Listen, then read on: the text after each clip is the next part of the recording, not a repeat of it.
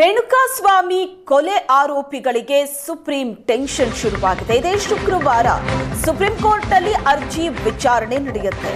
ಜಾಮೀನು ರದ್ದು ಕೋರಿ ಸಲ್ಲಿಸಿದ್ದಂತಹ ಅರ್ಜಿಯ ವಿಚಾರಣೆ ನಡೆಯಲಿದೆ.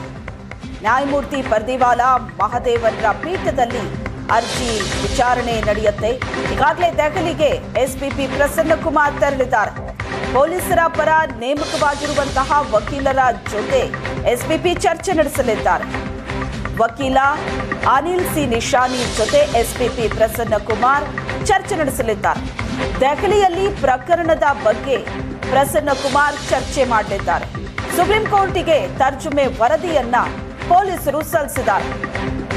7 ಆರೋಪಿಗಳಿಗೆ ಜಾಮೀನು ನೀಡಿದ್ದ ಹೈಕೋರ್ಟ್ 7 ಆರೋಪಿಗಳ ಜಾಮೀನನ್ನ ಪ್ರಶ್ನಿಸಿ ಅರ್ಜಿ ವಿಚಾರಣೆ ನಡೆಯಲಿದೆ.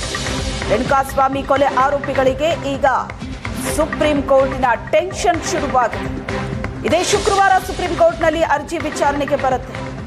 ಜಾಮೀನು ರದ್ದು ಕೋರಿ ಸಲ್ಲಿಸಿದ್ದಂತಹ ಅರ್ಜಿ 7 ಆರೋಪಿಗಳು ಈಗೇನು ಜಾಮೀನಿನ ಮೇಲೆ ಹೊರಗಡೆ ಇದ್ದಾರೆ. ರೇಣುಕಾಸ್ವಾಮಿ ಕೊಲೆ ಆರೋಪಿಗಳು ಈ 7 ಆರೋಪಿಗಳಿಗೆ ಕೊಟ್ಟಿರುವಂತಹ ಜಾಮೀನನ್ನ ಪ್ರಶ್ನಿಸಿ ಸುಪ್ರೀಂ ಕೋರ್ಟ್ನಲ್ಲಿ ಅರ್ಜಿಯ ವಿಚಾರಣೆ ನಡೆಯಲಿದೆ.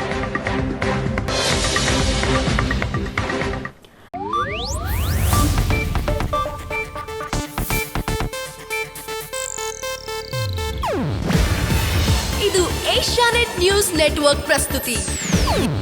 ನೀವು ನೋಡ್ತಿದ್ದೀರಾ ಏಷ್ಯಾನೆಟ್ ಸುವರ್ಣ ನ್ಯೂಸ್.